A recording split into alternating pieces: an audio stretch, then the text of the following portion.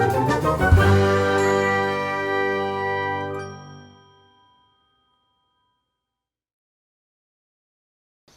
Visible है? हाँ ma'am. Okay, तो हम ईमेल राइटिंग एक्सरसाइजेस करेंगे आज। तो अब ये क्या है कि हमें जब किसी को मेल भेजनी होती है तो हम किससे स्टार्ट करते हैं? ठीक है, हम स्टार्ट करते हैं dear, mister, missus, miss whatever. ठीक है, जस्ट लाइक XYZ। सपोजिटली मैं किसी को, मैं अनामिका को मेल भेज रही हूँ, ठीक है, हाँ ऐसे करके। तो देर अलग अलग, ये तो हमें पता है मिस्टर कब यूज होता है, मिसेस कब यूज होता है, मिस कब यूज होता है। तो हाँ इसके अकॉर्डिंग हम स्टार्ट करते हैं ईमेल को। या फिर अगर हमें किसी का नेम नहीं यूज करना है, कोई रेपुटेटेड इंसान है, उसका नेम हम यूज नहीं कर सकते, तो instead of using name mister, missus, we can go for sir और मैडम। ठीक है, और अगर हाँ कोई फ्रेंड है, if you writing it to some formal letter writing कर रहे हो, जस्ट लाइक आपका कोई फ्रेंड है, अश्विनी अनामिका को लिख रही है, तो वो लिखेगी हे अनामिका या फिर डियर अनामिका। ठीक है, हाँ ओके। अब एक तरफ तो हो गया कि आप कैसे स्टार्ट कर सकते हो, अब खत्म कैसे करोगे, साइनिंग ऑफ कैसे होगी? साइनिंग ऑफ मतलब जब आप एंड कर रहे हो कोई चीज को, ठीक है। हाँ ओके, तो साइनिंग ऑफ में क्या आएगा? योर सिंसियरली योर्स, मतलब जस्ट लाइक अगर आप कहीं पढ़ते हो या समथिंग, कुछ मतलब कहीं काम करते हो, तो you can right your sincerely. ठीक है, हाँ हाँ या फिर योर फेथफुली। देन आपका अगर आप किसी को विशेष किसी, जैसे आपने अपने फ्रेंड को मैसेज लिखा, तो वहां पे क्या यूज कर सकते हो? Best wishes. या आपने किसी रिलेटिव को लिखा तो बेस्ट विशेज या काइंड रिगार्ड्स। ठीक है, हाँ इफ यू आर, अगर आप किसी को मिलने वाले हो काफी टाइम में और काफी टाइम से आप मिले नहीं हो and you wish to meet them soon, तो आप ये लिख सकते हो सी यू सून और हियर यू फ्रॉम सून। ठीक है, तो ये वो है बेसिक्स जो हम इसके लिए यहाँ पे बोलेंगे कि वो है। ठीक है, ईमेल राइटिंग में। एक हाँ ओके, देन हम आते हैं ओपनिंग फ्रेज और क्लोजिंग फ्रेज हम क्या यूज कर सकते हैं। तो सेंडिंग ईमेल्स एंड लेटर्स में अब आता है ओपनिंग फ्रेज और क्लोजिंग फ्रेज। ठीक है, अब आप लिखना कैसे शुरू कर सकते हो? आपने स्टार्टिंग में ईमेल लिखा डियर सर, मैम, या रिस्पेक्टेड सर और मैम। ठीक है, देन आप कैसे लिख सकते हो कि इन रिप्लाई, जस्ट लाइक मैंने आपको कोई लेटर भेजा था सबको, ठीक है, तो उसका रिप्लाई आप मुझे दे रहे हो, तो you can write in reply to your letter I am requesting you this in that. ठीक है, वॉट एवर इट इज। तो आप स्टार्टिंग ऐसे कर सकते हो कि इन रिप्लाई, अगर आपने किसी ने आपको मेल भेजा हुआ है या किसी ने आपको लेटर भेजा हुआ है, तो उसका रिप्लाई आप दोगे तो in reply to your letter. ठीक है, अगर आप ग्रीटिंग्स भेज रहे हो या फिर आपको in reply to your letter नहीं लिखना, you can go for thank you for your letter of 14th में concerning about my health, about my exams और एनीथिंग। सपोजिटली मैंने आपके कंसर्न में लिखा था कि बेटा आपकी तबीयत कैसी है या आपके एग्जाम कैसे गए या वॉट एवर इट इज, तो आप उसमें उनको क्या कह सकते हैं, क्योंकि वो कंसर्न मैसेज था, you can reply with thank you for your letter on 14th में और whatever the date it is concerning regarding the subject. Okay, next, thanks for your email, मतलब दीज आर द सम हाँ right words we can use. ठीक है, आप काफी जगह, मैं इसलिए समझा रही हूँ आज अलग से बिठाकर, क्योंकि जब मैंने तुम लोगों की मेल्स पढ़ी थी काफी जगह पे, तो उन वो मेल्स में ना एक चीज मिसिंग थी, और वो मिसिंग क्या थी कि यू डोंट नो डिफरेंस कि वहां पे पोलाइट वर्ड्स क्या होते हैं और स्ट्रेट फॉरवर्ड वर्ड्स क्या होते हैं। काफी बच्चों ने स्ट्रेट फॉरवर्डली आंसर्स दिए हुए थे। जब आप कोई कोई प्रोफेशनल उस मेल को पढ़ेगा तो वो उसको पोलाइटनेस की जगह काफी स्ट्रेट फॉरवर्ड लगेगा। ठीक है, तो उससे आपका इम्प्रेशन जो होता है सामने वाले पे वो गलत पड़ सकता है। ठीक है, तो उस चीज के लिए हम क्या हाँ करते हैं, हम ओपनिंग फ्रेज और क्लोजिंग फ्रेज का सहारा लेते हैं। हमने भी ऐसी सीखी थी, स्टार्टिंग में नहीं आता था, तो what we came up with कि ओपनिंग फ्रेज कैसे लिखे जाएंगे, क्लोजिंग फ्रेज कैसे लिखेंगे, फिर प्रैक्टिस करा कि ठीक है जब भी किसी को आंसर देना वील रिप्लाई विद पोलाइटनेस। ठीक है, कि जैसे मैं लिखा कि dear sir madam, I am writing this letter in regard of this in this, मतलब जो भी मेरा कंसर्न है, and ending with thanking you your faithfully, I hope you will doing well. उनका हाल पूछ लो, कुछ हाल बता दो, अच्छी से बातें कर लो, दैट विल केम अप कि हाँ भाई बहुत पोलाइटली इम्प्रेशन अच्छा बन जाता है। समझ में? हाँ ठीक है, क्लोजिंग फ्रेज क्या है यहाँ पे? Please contact me again if you need any more information. जैसे सपोजली आपने किसी से बात करी, अगर वो आप से दोबारा कांटेक्ट करना चाहते हैं, कोई चीज पूछना चाहते हैं, you can use this word. आप इंस्टेड ऑफ ईमेल और लेटर ऑल्सो आप अपने नॉर्मल व्हाट्सएप टेक्स्ट में भी इसको यूज कर सकते हो. किसी ने आपसे कोई बात पूछी, अब आप उसको कोई चीज जब जवाब दे रहे हो, बता रहे हो, इन्फॉर्मेशन दे रहे हो, तो आप उसको सिंपली मैसेज कर सकते हो कि ठीक है मैंने आपका काम कर दिया है, but after some time if you need any help, if you are very concern about something, please contact me again if you need any more information. Right? Okay. Next, if I can be of any further assistance, please do not contact me again. ठीक है? ये वाला ऐसे है कि मेरे को आपने मुझे कोई चीज मैसेज किया, बट अब मैं उस चीज का रिप्लाई नहीं दे सकती, या फिर कोई और डिपार्टमेंट उस चीज के लिए रेलिवेंट है, तो मैं क्या बोल दूंगी कि इंस्टेड ऑफ टेक्सटिंग मी और contacting me, you can contact that person, that particular person. ठीक है? Then let me know if you need anything else. ये तो आप normally day to day life में भी यूज करते हो, है ना? मैंने आपका कोई काम किया, आपने मेरा कोई काम किया, आपको मेरी जरूरत पड़ सकती है, तो मैं आपको नॉर्मली किसी भी इंसान को, फादर, मदर, एनी रिलेटिव, मैं मैसेज कर देती हूँ ना कि ठीक है आपको कोई भी जरूरत है मुझे बता देना, let me know if you need anything. Right? Okay. I look forward to hear from you.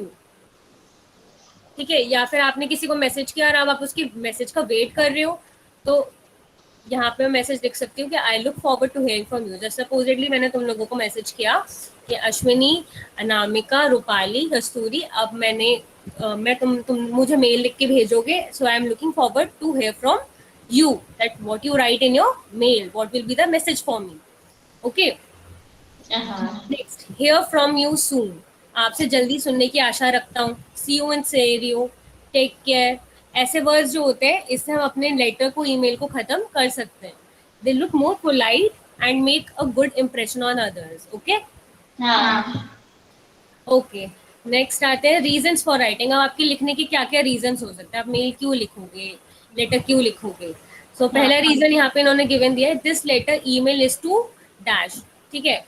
Just like आप स्टार्टिंग, अब जैसे आपने यहाँ पे, मैं बताती हूँ दोबारा से, आपने सेंडिंग मेल में ओपनिंग फ्रेज लिखा कि in reply to your letter, मैंने जो भी लेटर भेजा उसका रिप्लाई जब आप लिख रहे हो, तो आप स्टार्टिंग करोगे लाइन की in reply to your letter. अब आगे ऐड करोगे कि दिस लेटर और email I am writing to in response of that particular mail which you have sent me yesterday regarding the positioning of some recruitment or some position in your firm, or maybe in school. If you are a teacher and applying for some job, you can write, I am writing this mail in regard of the recruitment of the teacher which I have applied to you like last 1 month back, 2 week back or whatever. So ठीक है? अपनी imagination के according, जितना अपनी imagination work करेगी उतना better होगा. जितने भी इंग्लिश के तुम्हारे फ्रेजेस वगैरह, जितनी तुम अपनी खुद की इमेजिनेशन पुट कर सकते हो उतनी पुट करो.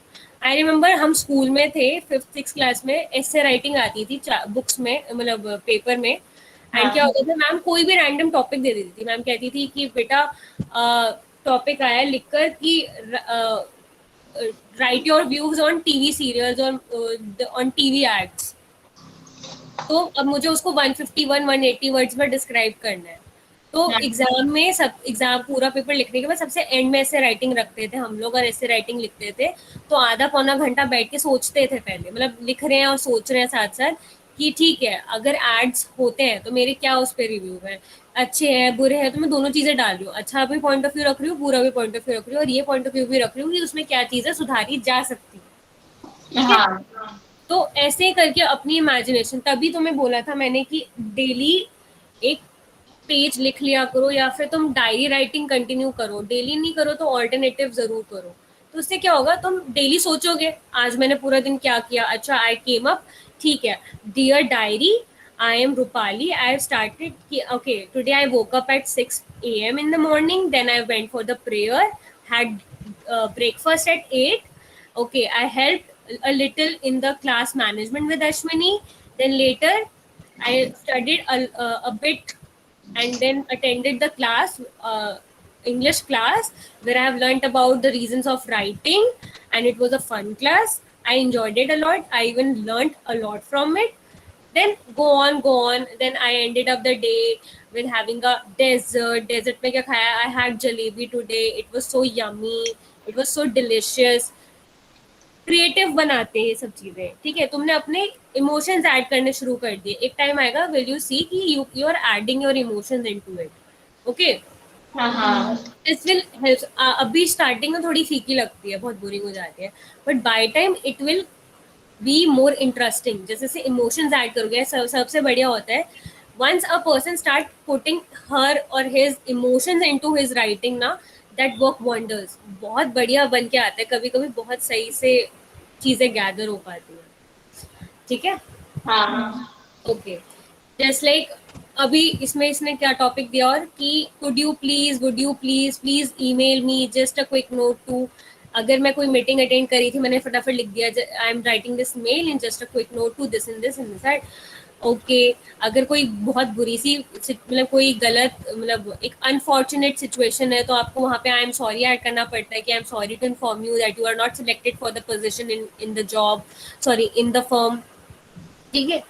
तो वहां पे अपोलोजेटिक भी हो सकते हो। अपोलोजेटिक के लिए इसने ऑप्शन दिए कि I am sorry to inform you, unfortunately I am sorry about, I apologise for this in this, ठीक है। हाँ तो अब तुम्हें समझ में आया स्टार्टिंग कैसे करनी है। स्टार्टिंग करी डियर मार्था, ठीक है, हो गया, डियर मार्था हो गया, okay fine. Next start line आएगी, ये ठीक है। उसके बाद स्टार्ट लाइन आ सकती है कि in reply to your last email unfortunately I want to inform you that your father has passed away last week, he was admitted in XYZ hospital and was suffering from some particular disease and he passed away.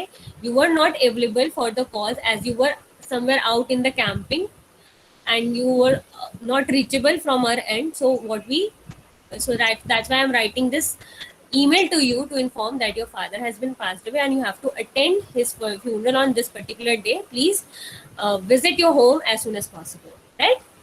तो हाँ मैंने 2 minute में फटाफट पूरा mail लिख दिया। Then what I came up with ending line, closing line लिख दी कि क्योंकि बहुत दुखद सिचुएशन है, उसके फादर पास हो गए, he is not any more with us, so कि कहते lots of sorry not not regards, what I came up with कि ठीक है, सहानुभूति के लिए कौन सा वर्ड यूज होता है बच्चों, याद है?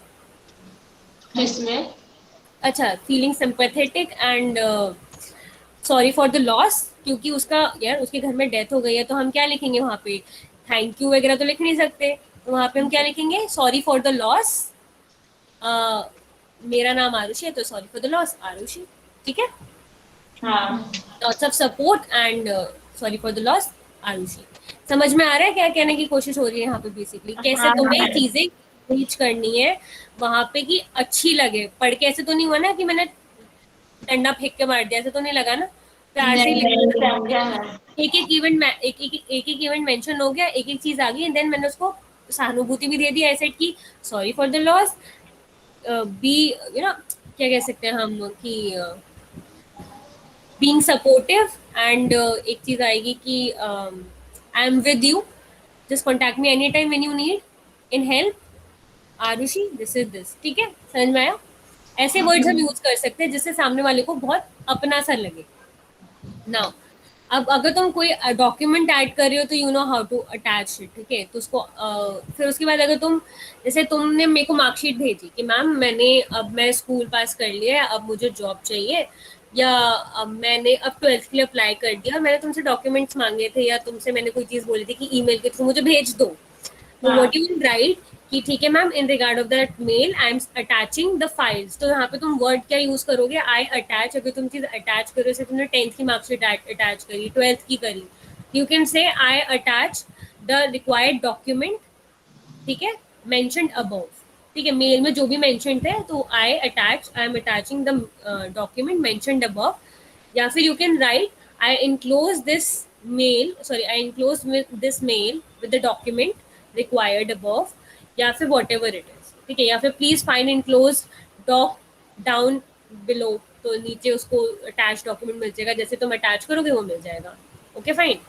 हाँ These are the words which you can use to enclose a document. That is, I attach, I enclose.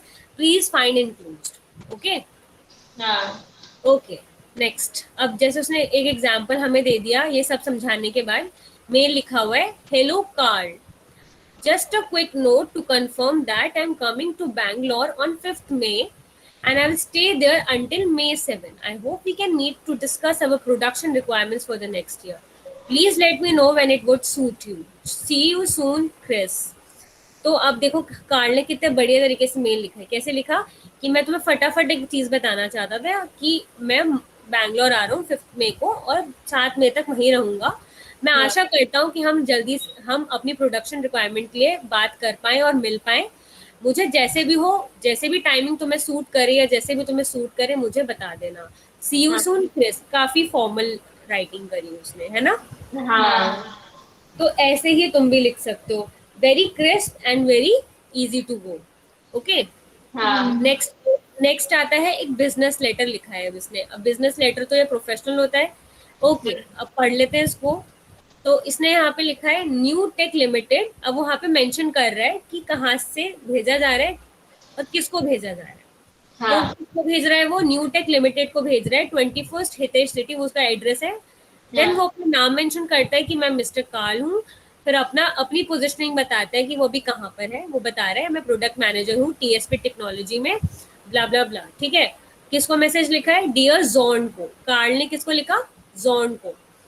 अब उसको अपना सब्जेक्ट बता रहा है कि किस सब्जेक्ट पे ये लेटर लिखा गया है, कि वो बर्लिन आना चाहता है या जब वो बर्लिन में है तो वो क्या कर रहा है. ठीक है. Visit to Berlin.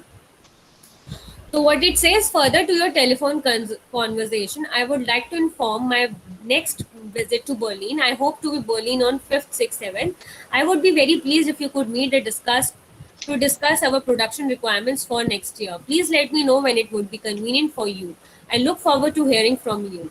Yours sincerely, Carl. Okay? हाँ. तो बेसिकली क्या है, हाँ कार्ल है ना. हाँ, तो बेसिकली यही है. तो यहाँ पे उसने क्या बोला कि देखो, मैं जैसे भी हमारी फोन पर बात हुई थी, मैं आपको ये इन्फॉर्म करना चाहता हूँ कि मैं जब मैं बर्लिन आ रहा हूँ तो मैं वहाँ पे 5th, 6th, 7th मई को रहूँगा. मैं आपसे रिक्वेस्ट करता हूँ या ये बोलता हूँ कि जैसे भी हो आप टाइम मैनेज करके मेरे साथ प्रोडक्ट मैनेजमेंट के लिए बात कर लें या मिल लें. जैसा भी हो आप मुझे बता दीजिएगा कन्वीनियंस के अकॉर्डिंग. मैं आपके जवाब का इंतजार करूंगा. Chris O'Connor.